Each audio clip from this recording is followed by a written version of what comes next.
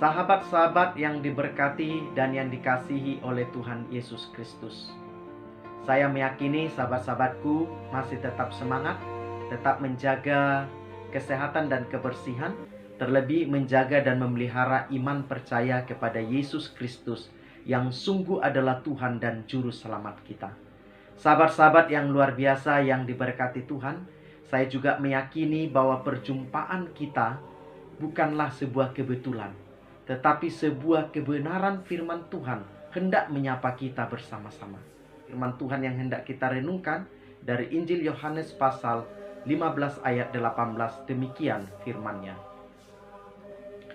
Jikalau dunia membenci kamu, ingatlah bahwa ia telah lebih dahulu membenci aku daripada kamu. Demikian firman Tuhan Yesus Kristus.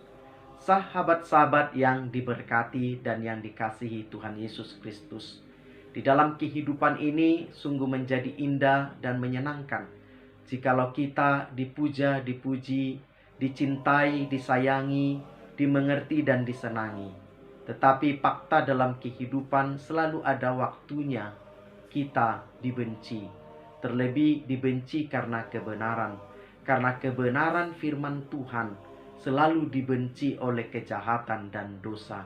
Sahabat-sahabat yang diberkati oleh Tuhan Yesus Kristus, di dalam dunia ini bisa ada dua kelompok. Ada kelompok hater, kelompok yang membenci. Kelompok hater ini memiliki kecerdasan, memiliki kejelian, bahkan ketegaan, bahkan kesanggupan untuk memburukkan kebaikan.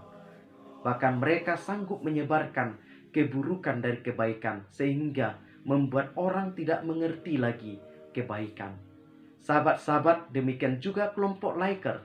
Kelompok liker memiliki kecerdasan, kejelian, dan kesanggupan juga untuk melihat kebaikan dari sisi kelemahan.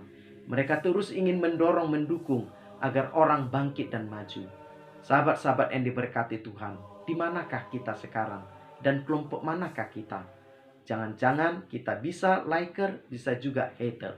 Jika kita hater, baiklah kita hater yang membenci kejahatan, hater yang membenci dosa.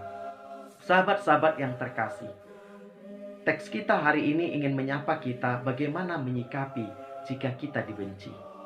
Saya tertarik dengan cerita seorang yang sangat terkenal dan salah satu tokoh terkaya di dunia saat ini, yaitu pendiri Alibaba, Jack Ma.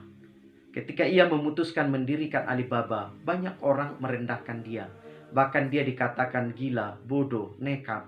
Tetapi Jack Ma tetap mendirikan usahanya. Selang 3 tahun dia belum mendapatkan kemajuan. Orang-orang yang merendahkannya terus mengatakan dia nekat, gila, dan bodoh. Mengapa Jack Ma bisa bertahan? Di dalam sebuah video kesaksiannya, ia menyaksikan Pak email yang menyatakan ucapan terima kasih kepada Jack Ma. Dan ucapan merasa tertolong oleh Alibaba, usaha yang didirikan Jack Ma. Maka Jack Ma fokus kepada surat-surat yang mendukung tersebut. Dan akhirnya ia bertahan. Dan akhirnya dia sukses dan maju seperti sekarang. Maka sahabat-sahabat yang terkasih, mari kita melihat fokus kepada yang mendukung kemajuan kita, yaitu maju bersama Kristus dan kebenaran.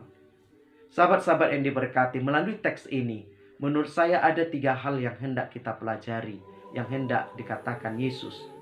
Yang pertama, jika kita dibenci karena kebenaran, kata karena kebenaran harus kita garis bawahi.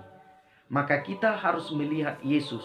Bukankah Yesus yang benar, yang kudus, mulia, yang melakukan ragam mujizat dan kebaikan? Dia saja dibenci, bahkan dipitnah, bahkan ditangkap dan disalibkan. Bukankah kita yang masih berdosa juga akhirnya sebagai pengikut Tuhan harus mengalami hal tersebut? Yang kedua, kepada kita Yesus sedang menyapa kita.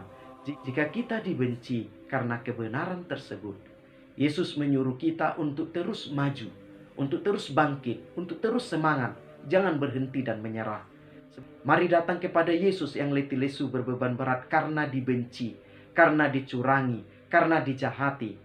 Tetap maju seperti Yesus, meskipun dia dibenci, dicurangi, Bahkan sambil memikul kayu salib, Yesus terus maju.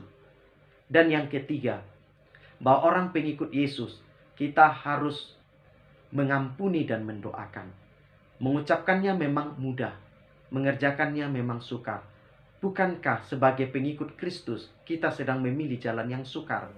Tetapi di jalan yang sukar itu kita tahu Tuhan tidak pernah meninggalkan kita. Tuhan akan menyanggupkan dan memampukan kita mengerjakan. Bahkan Tuhan akan memberikan kegembiraan, kesukaan saat mengerjakan firman Tuhan.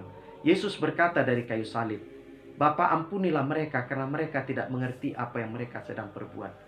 Yesus sedang mengajak kita belajar daripada Dia, supaya kita menyerukan pengampunan, karena mereka belum mengerti kebenaran yang sedang kita kerjakan.